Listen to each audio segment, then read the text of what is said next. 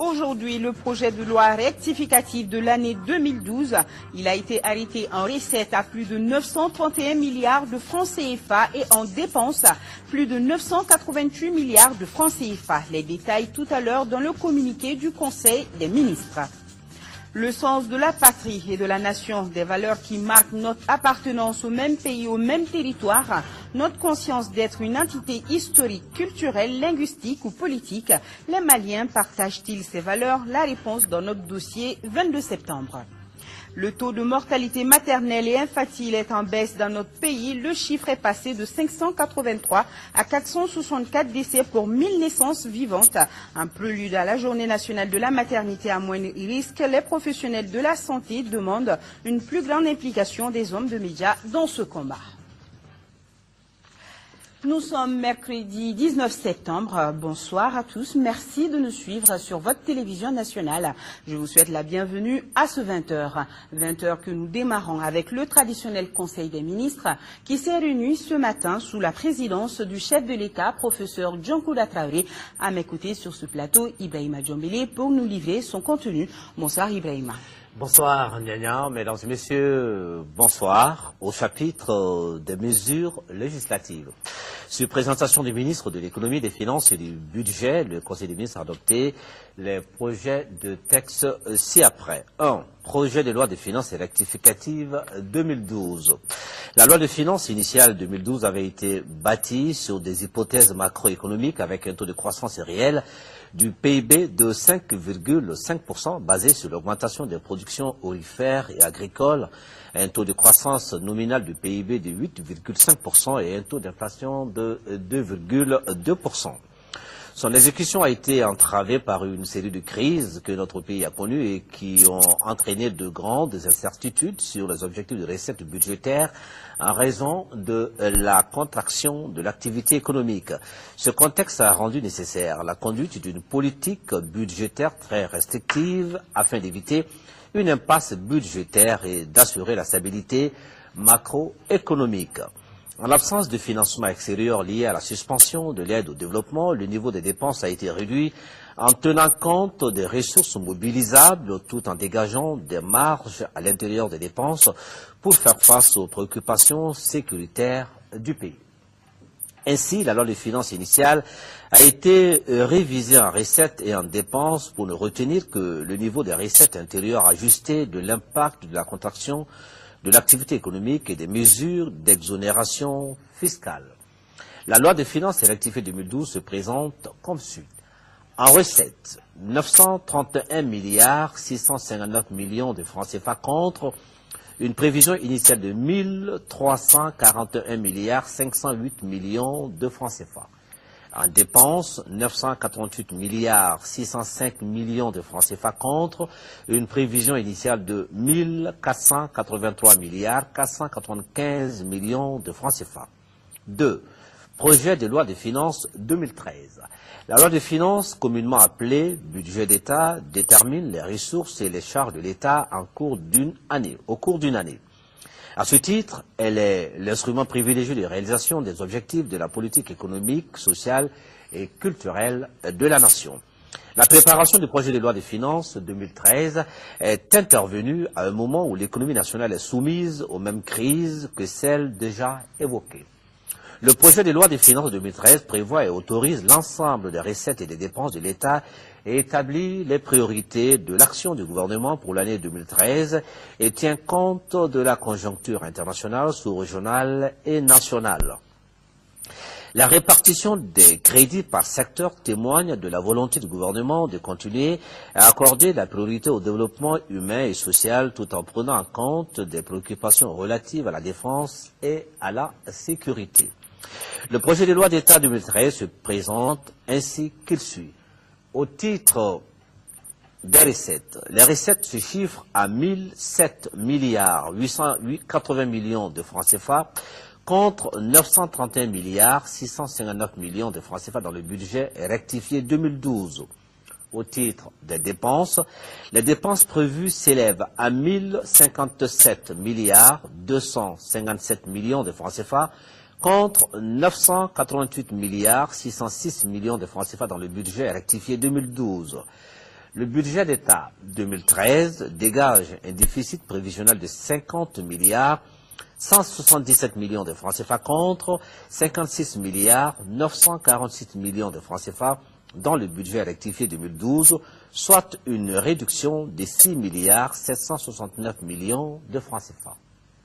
Ce déficit sera financé par les ressources provenant des aides budgétaires extérieures en cas de reprise de la coopération avec les partenaires techniques et financiers et le cas échéant par la mobilisation de l'épargne à travers les titres d'emprunt émis par le Trésor. Au chapitre des mesures individuelles, le Conseil des ministres a procédé aux nominations suivantes. Au titre du ministère de l'administration territoriale et de la décentralisation, sont nommés préfets région de Koulikoro, cercle de Kati, M. Baye Konaté, administrateur civil. Cercle de Kangaba, M. Komba Samake, administrateur civil. Cercle de Kolokani, M. Fadjigi Théophile Kouloubali, administrateur civil. 2. Région de Sikasso. Cercle de Sikasso, M. Bani Ould Mohamed Sissé, administrateur civil. Cercle de Kolondieba, M. Soumana Yossi, administrateur civil. 3. Région de Ségou, cercle de Baroueli, M. Ogobara Augustin Pérou, administrateur civil. Cercle de Sang, M. Adama Sidibé, administrateur civil. 4. Région de Mopti, cercle de Mopti, M. Yaya Diallo, administrateur civil.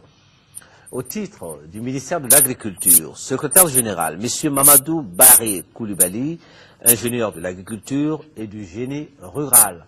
Chef de cabinet, M. Moussa Alassane Maïga, professeur. Chargé de mission, M. Oumar Korkos, journaliste. Mademoiselle Djenebou Diakité, gestionnaire.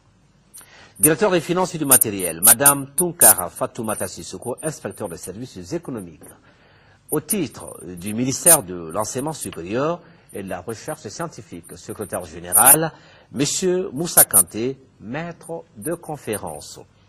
Directeur national de l'Enseignement supérieur et de la Recherche scientifique, M. Khalilou Sidibé, maître de conférence. Au titre du ministère de l'Équipement et de l'Aménagement du territoire, secrétaire général, M. Mahamadou Diallo, ingénieur de construction civile, chargé des missions, M. Djakari Sidibé, ingénieur des transports. Au titre du ministère des Mines, secrétaire général, M. Brahima Kamena, professeur de l'enseignement supérieur. Chef de cabinet, M. Mahamoudou Touré, professeur de l'enseignement supérieur. Chargé des missions, M. Suleiman Diallo, ingénieur, M. Ibrahim Tchokari, journaliste, réalisateur, Madame Tal Fadima Madani, juriste, directeur des finances et du matériel, M. Kaliri Tchemoko Sogodogo, inspecteur des finances. Au titre du ministère du Travail, de l'Emploi et de la Formation professionnelle, chef de cabinet, M. Moussa Doudou Aïdara, économiste, chargé des missions, Madame Binta Diallo, diplômée en sciences et techniques de l'information. Au titre du ministère de l'Action humanitaire, de la solidarité et des personnes âgées, directeur des finances et du matériel, M. Moussa Katile, inspecteur des finances. Au titre du ministère de la Communication, conseiller technique, M. Hassan Diawara, administrateur civil. Au titre du ministère de la Poste et des Nouvelles Technologies, secrétaire général, M. Boubacar Sidiki Walbani, inspecteur des finances, chargé des missions, M. Boubou Doukouré, administrateur, M. Sidiki Amadou Guindo, médecin généraliste. Au titre du ministère de la Culture, secrétaire général, M. Al-Hadi Koïta, administrateur des arts et de la culture. Au titre du ministère de la promotion des langues nationales et de l'instruction civique, conseiller technique, Madame Mariam Kone, professeur, chargé des missions, M. Boubacar Diallo, journaliste.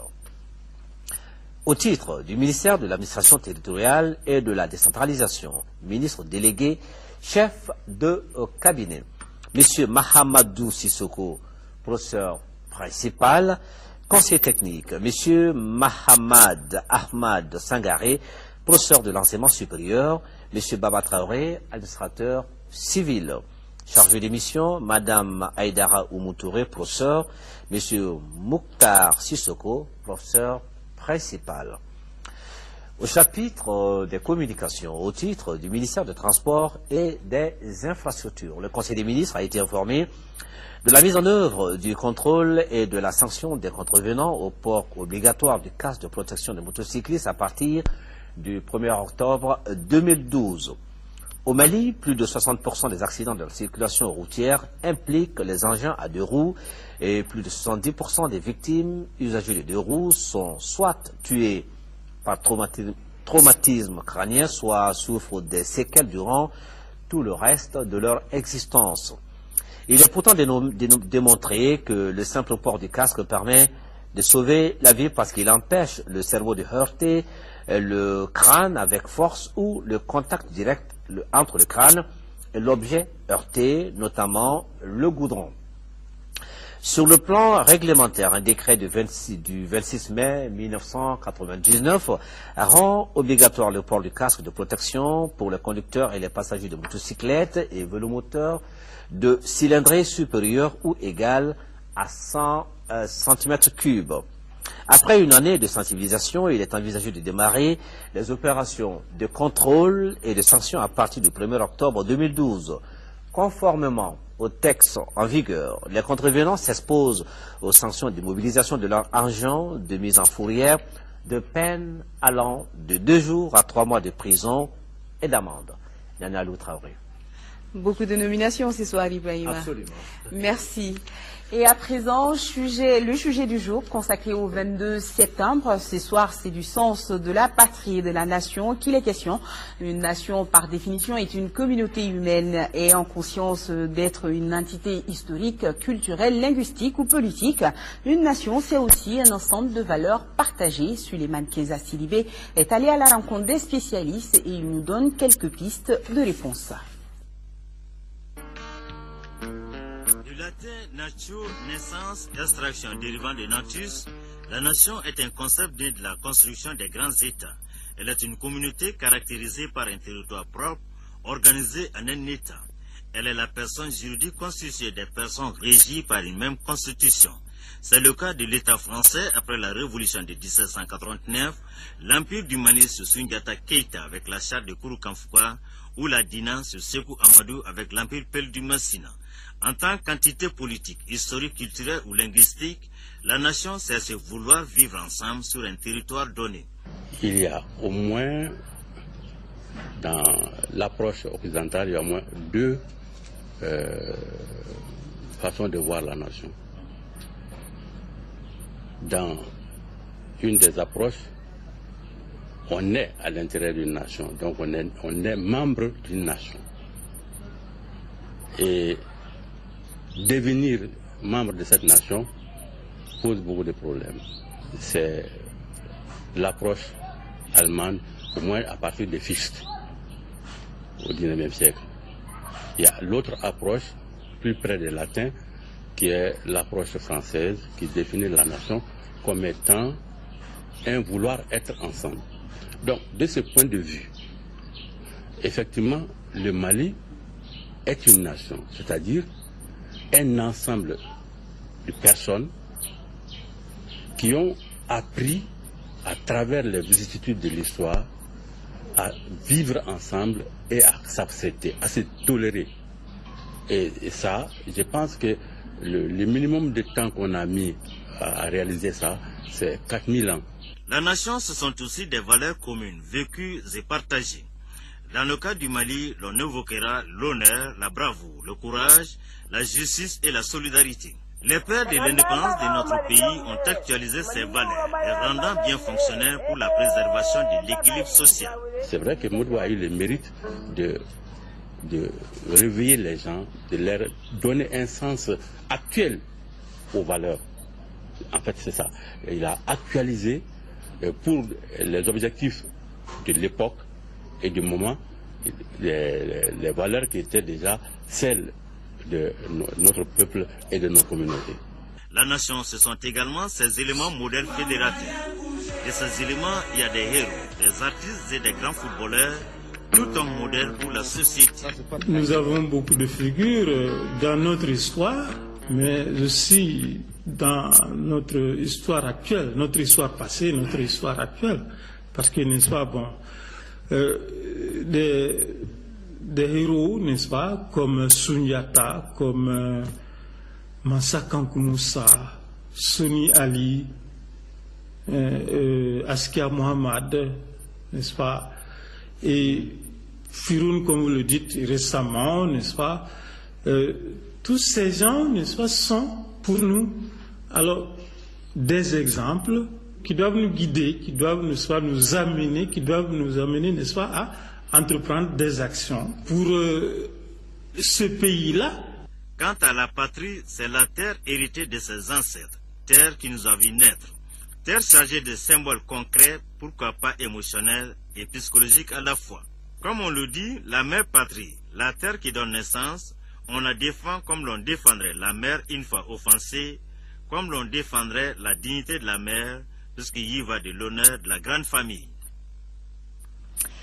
Et toujours dans le même cadre, le 22 septembre, depuis lundi dernier, les films Sissé et l'Office de radiodiffusion-télévision du Mali, ORTM, ont lancé une initiative pour les cinéphiles, donc à la faveur du 22 septembre 2012, fête de l'indépendance, et en solidarité avec nos frères et sœurs du Septentrion du Mali pendant toute la semaine du 22 septembre, juste après le journal télévisé de 20h, des œuvres cinématographiques ayant fait la fierté du Mali et du continent vous seront proposés. Bara, Fignet, Le Vent, Yélé, prix du jury Cannes 1987, Millet, sélection officielle hors compétition Cannes 2010, et puis Demousseau, La jeune fille. Et puis justement, le RTM vous propose ce soir Demousseau du réalisateur malien Souleymane Cissé, un film réalisé en 1975 et qui expose notamment le cas des filles mères. La diffusion de ce film aujourd'hui est aussi un hommage à feu Balamoussa Keïta. Demousseau à suivre tout à l'heure après l'émission Cahier d'hier, et la rediffusion est prévue vendredi à 10h45. Les travaux de construction de l'autoroute Bamako-Ségou se déroulent à un rythme satisfaisant selon les experts du département des infrastructures routières. Sous la houlette du ministre de tutelle, ils ont fait le point de l'état d'avancement des travaux aux responsables de la banque chinoise qui finance le projet de l'axe Bamako-Ségou. Les inspecteurs de l'institution financière se disent très réconfortés par les efforts consentis sur le terrain. Selon le ministre, la première phase du projet est accomplie à 15% et bientôt devront commencer les activités de la deuxième étape consacrée à l'aménagement de l'autoroute. Les détails, c'est avec Abouakar Meïka. Au ministère des Transports et des Infrastructures routières, les responsables de la banque chinoise chargée du financement des travaux de l'axe Bamako-Ségou, Exim Bank, sont venus s'enquérir de l'état d'avancement des activités sur le terrain. Sans surprise, les travaux de la première phase s'exécutent normalement malgré certaines perturbations survenues dans le calendrier initial du projet. Selon les experts du département des infrastructures routières, la deuxième phase des travaux pourrait même démarrer avant la fin de la première. La phase 1, c'est la réhabilitation de l'ancienne route Bamako-Ségou. En phase 2, ce serait la route qui sera à côté de l'autre route, mais ce serait une nouvelle route. Par rapport à la phase 1, on est au niveau de 15% d'exécution. Les délais contractuels, pour le moment, semblent être maîtrisés. Il y a vraiment une satisfaction de la part de Exim Bank. Parce qu'ils sont venus pour inspecter, ils ont vu les aspects techniques du chantier, les aspects administratifs, et sont venus renouveler cette confiance en nous et marquer leur volonté de nous accompagner pendant notre processus de transition. Le coût de cette première phase des travaux de construction de l'autoroute Bamako-Ségou est estimé à 73 milliards de francs CFA, tandis que la seconde sera réalisée avec un budget plus costaud, évalué à environ 107 milliards de francs CFA.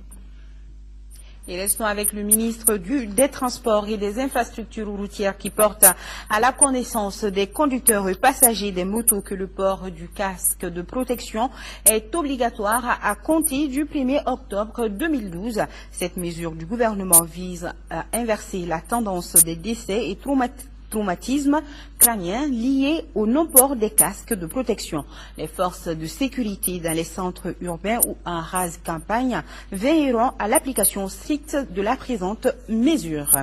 La finalisation du plan stratégique national de lutte contre le sida, c'est pour bientôt.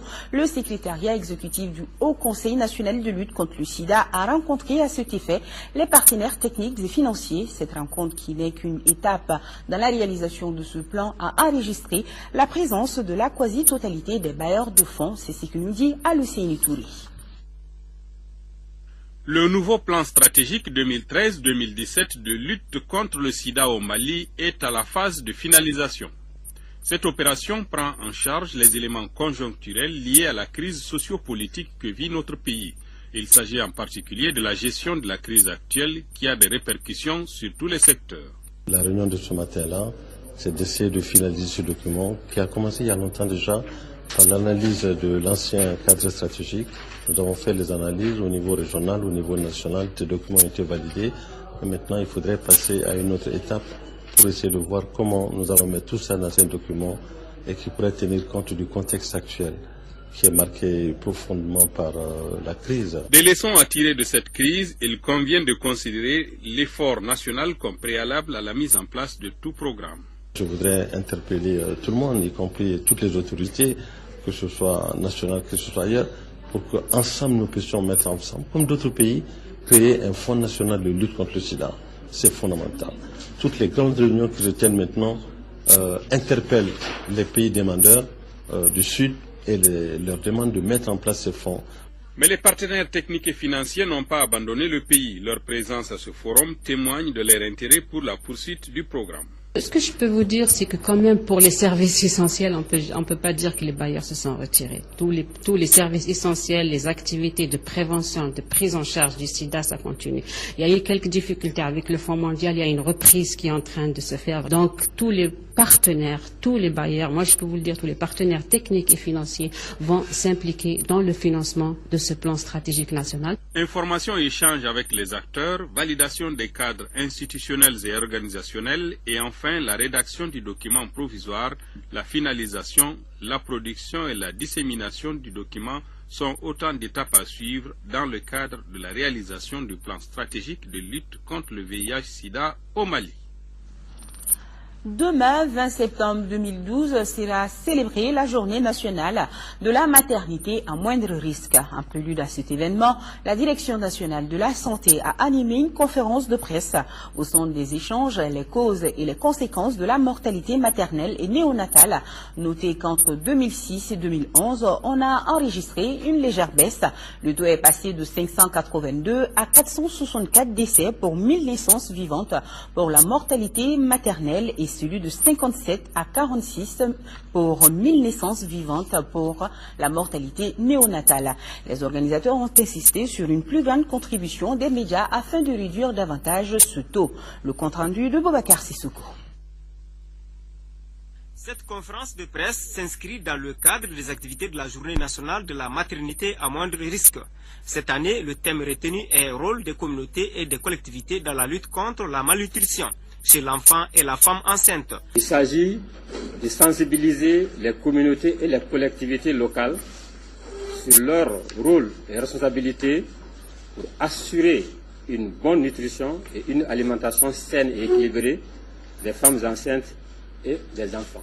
Il s'agira également au cours de ces journées d'informer les communautés et les collectivités locales sur les signes, les causes et les conséquences de la malnutrition de la femme enceinte et de l'enfant. La mortalité maternelle et néonatale représente une tragédie à laquelle nos États doivent trouver des solutions.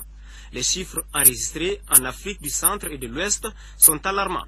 Nous comptons 20% des décès maternels.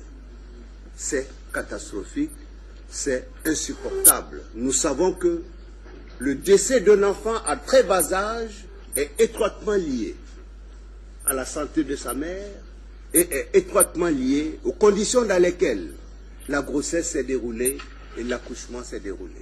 Pourtant, la presse peut bien jouer un rôle pour sensibiliser les familles d'abord, afin que les accouchements soient assistés par le personnel soignant.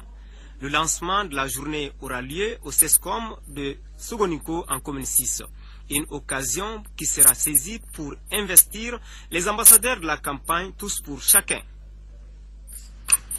Le directeur général du budget informe les fonctionnaires et contractuels des collectivités territoriales des régions de Tombouctou, Gao et Kidal, payés sur le budget d'État et sur billetage, que 2 pôles sont retenus pour le paiement de leur salaire du mois de septembre 2012. Pôle de Bamako pour les travailleurs déplacés des 3 régions à Bamako et environ. Au niveau du pôle de Bamako, les paiements se feront les jeudi 20 septembre et vendredi 21 septembre 2012 à partir de 9 h au lycée Askia Mohamed de Bamako pour les 3 régions du Nord. Pôle de Mopti pour les travailleurs restés dans les 3 régions et ceux déplacés à Mopti et environ. Au niveau du pôle de Mopti, les paiements se feront en même temps que ceux de Bamako les jeudi 20 septembre et vendredi 21 septembre 2012 à partir de 9 h au gouvernorat de la région pour les 3 régions du Nord. Le directeur général du budget s'est compté sur la bonne compréhension de tous. Le groupement des leaders spirituels musulmans maliens a donné ce matin un point de presse. Ceci afin de condamner avec la dernière rigueur le film américain intitulé L'innocence des musulmans. Le groupement dénonce les attaques à l'endroit des musulmans et demande à l'ONU l'adoption d'une résolution protégeant l'islam. Compte rendu Adama Djimdi. L'ensemble de la communauté musulmane du Mali, à travers le groupement des leaders spirituels islamiques, vient de réagir énergiquement contre la diffusion du film L'innocence des musulmans, réalisé par Nakoula Basseli Nakoula, dit Sam Bassil, américain d'origine israélienne. Le document a soulevé de vives protestations de par le monde. Au Mali, les musulmans n'ont pas tergiversé sur la question. Nous considérons cet acte comme un affront et une provocation violente de toute la communauté musulmane. Ainsi, nous appelons tous les musulmans et tous les sympathisants de l'islam à condamner et à protester de toute leur énergie contre ces films et contre toute autre forme de mépris envers notre vénéré prophète, paix et salut sur lui. Nous condamnons le réalisateur, pas le peuple américain. Le gouvernement américain, d'après leurs déclarations, on va les croire, ils sont innocents aussi. Le groupement a mis à profit ce point de presse pour relayer l'information. En dehors de la condamnation, il a également fait des propositions. C'est de voter des lois au sein de l'ONU pour freiner des comportements de ces gens-là vis-à-vis des religions. Et on dit bien vis-à-vis des religions. Et surtout de la religion musulmane qui est visée depuis des années maintenant. En commençant par le livre satanique de Salman Rushdie, et avec les caricatures, il est temps de mettre fin à ces comportements-là et que ce soit des lois universelles. Et toujours par rapport à la diffusion et à la réalisation de ce film, la Convention nationale pour une Afrique solidaire, Sénas Faso RR, condamne avec la dernière rigueur ce film. Ce acte irresponsable et inacceptable constitue une grossière provocation portant atteinte à l'honneur et à la dignité de tous les musulmans. 19 septembre 2002, 19 septembre 2012, il y a 10 ans, disparaissait le général ivoirien Robert Gueye. Après avoir passé 8 mois à la tête de l'État ivoirien, il a été retrouvé assassiné dans une rue d'Abidjan. Aujourd'hui, ses anciens compagnons demandent aux autorités ivoiriennes de faire toute la lumière sur ce crime. Et justement, le parquet d'Abidjan vient d'ouvrir une enquête. C'est aux premières heures de la tentative de coup d'État contre le régime de Laurent Gbagbo, le 19 septembre 2002, que le général Robert Gueye a été assassiné. Son corps a été découvert à Abidjan, gisant dans l'herbe sur le bas-côté d'une route. Une balle logée dans la tête. Il aura fallu 4 ans pour que l'ancien chef de la junte militaire soit enterré dans son village natal de l'Ouest ivoirien. 10 ans après sa mort, le parquet militaire d'Abidjan vient enfin d'ouvrir une enquête. Les anciens compagnons du général demandent aux autorités ivoiriennes de faire toute la lumière sur ce crime. Chaque jour que Dieu fait, des éléments crédibles, fiables, se révèlent qui permettront au parquet militaire de savoir exactement ce qui s'est passé. Nous attendons la vérité et nous espérons vraiment que ce tribunal librement ira jusqu'au bout. Surnommé le Père Noël en treillis, le général Robert Gueye avait pris le pouvoir par les armes en décembre 1999, sans effusion de sang. Il avait ensuite été vaincu par Laurent Gbagbo à la présidentielle d'octobre 2000 et chassé du pouvoir par la rue alors qu'il tentait de s'y maintenir. Depuis hier, les Ivoiriens peuvent lui rendre hommage à travers une exposition photo consacrée à ses 8 mois passés à la tête du pays. Beaucoup espèrent aussi que le pays va enfin tourner la page de cette crise qui a duré toute une décennie. Comme le disaient certains, on ne peut pas sortir d'une crise comme ça aussi aiguë, comme si on sortait dans un dîner gala. Donc il y a forcément des choses à régler. Si c'est pas facile d'oublier, mais quand même de pardonner. Voilà, c'est important. Ce 10e anniversaire de l'assassinat du général Gueye survient alors que la réconciliation paraît en panne en Côte d'Ivoire. Après la vague d'attaques qui a visé l'armée en août dernier et l'arrestation de plusieurs anciens proches de Laurent Gbagbo. En Afrique du Sud, enfin, un dénouement heureux dans l'affaire de la mine de Marikana. Un accord de sortie des grèves a été conclu hier entre les mineurs et leurs employeurs. Il s'agit d'une hausse de salaire de 11 à 22%, d'une prime unique de 190 € contre une reprise rapide du travail. Les mineurs grévistes ne cachent pas leur joie. Un sentiment de victoire et un grand soulagement. Après 6 semaines de grève, c'est par une explosion de joie que les mineurs de Marikana ont accueilli l'accord conclu avec leur employeur. Il prévoit des hausses de salaire de 11 à 22%, plus une prime unique de 190 € contre une reprise rapide du travail.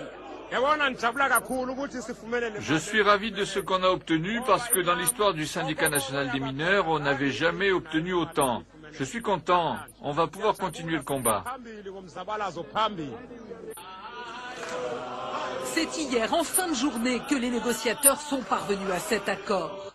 Autour de la table, des visages marqués par l'émotion et la fatigue. La direction de l'ONMIN se défend d'avoir ouvert une brèche. Nous n'avons pas le sentiment d'avoir créé un précédent gênant. Nous étions face à une situation exceptionnelle. Nous avons dû prendre des mesures exceptionnelles. Pour en arriver là, il a fallu 6 semaines de grève, 45 morts et des jours de pourparlers. Pour ces mineurs qui ont vu 35 de leurs collègues tomber sous les balles de la police, la victoire a un goût amer. C'est injuste la façon dont ils ont réglé le conflit. La direction a envoyé la police pour nous tirer dessus. Jacob Zuma ne peut pas rester président après ça. Il nous a fait tirer dessus comme des bêtes. L'accord fera-t-il tache d'huile ? Trop tôt pour le dire. Le travail reprendra demain à la mine de Marikana, mais sur d'autres sites de la ceinture de platine, la grève continue. Aujourd'hui encore, la police a tiré des balles en caoutchouc pour disperser les manifestants.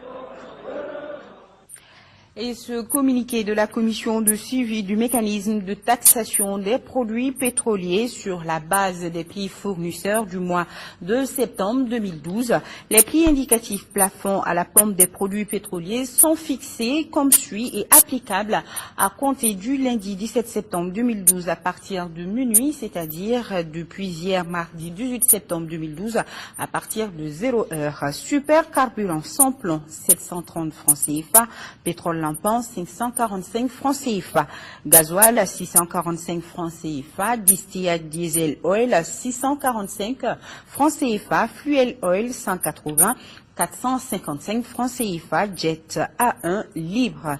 Il faut noter que le prix subventionné du kilogramme de gaz butane est de 584 francs CFA. Par conséquent, le prix de vente de la bouteille de 2,75 kg est de 1605 francs CFA et celui de la bouteille de 6 kg est de 3500 francs CFA. Quant au prix non subventionné du kilogramme de gaz butane, il est de 1090 francs CFA. Arrestation de bandits. Les éléments du poste militaire tchétchénie de Kati viennent de mettre hors d'état de nuire un trafiquant de drogue. Aloubadra Sako a été appréhendé la nuit dernière à Kati. Au moment de son arrestation, il était en possession de 2 briques de chanvre. Les précisions, c'est avec Fadema Keita. Il y a des individus qui veulent faire fortune par tous les moyens. C'est le cas de ces natifs de Kati versés dans le trafic de drogue. Le présumé coupable Alou Badra Sako transportait ses 4 kg de chanvre indien à moto quand on l'appréhendait. Pourchassé par le véhicule militaire des éléments du poste de Tchétchénie, son esprit d'arrivisme à tout prix devient un cauchemar. L'intéressé a été signalé par un élément. Arrivé à son niveau, on a essayé de s'arrêter. Il a refusé de s'arrêter. Il a jeté le colis en un premier temps et il a continué sur le chemin. On l'a coincé, il est allé tomber dans un trou. C'est comme ça qu'il a été arrêté. Le conseil que moi je donne, ça c'est vraiment que la population aide les porteurs d'uniforme dans leur travail. Les trafiquants de drogue et autres malfrats sont donc avertis. En attendant d'être entendus par la justice de Kati, Alou Badra est entre les mains des éléments de la brigade territoriale du Cercle où il est en détention. Direction Nioro du Sahel, dans le cadre de la journée de l'arbre, le village de Djadjoumé, dans la commune rurale de Gogi, vient d'abriter une cérémonie de plantation d'arbres. La journée avait pour objectif de lutter contre l'avancée du désert dans cette partie du pays et c'est le préfet adjoint de Nioro qui a présidé l'événement en présence de plusieurs responsables de la commune et d'une foule nombreuse, comme vous le constatez sur ces images. C'était à Nioro du Sahel, le village de Djadjoumé, dans la commune rurale de Gogi. Plantation d'arbres. Et ce journal est terminé. Tout le plaisir était pour moi de vous le présenter. Tout de suite la météo avec Abdoulaye Keïta. Demain, 10h, 13h, vous irez avec Amadou Sankaré. Et pour les éditions du soir, retrouvez Aïssata Ibrahim Maïga. Grand merci à tous ceux qui nous suivent à travers le monde, spécialement du Bénin, du Congo-Brazza et du Cameroun. Et notez que nous sommes de cœur et d'action avec nos compatriotes des régions du nord du Mali vivant sous occupation. On ne nous oublie pas. Merci et bonsoir.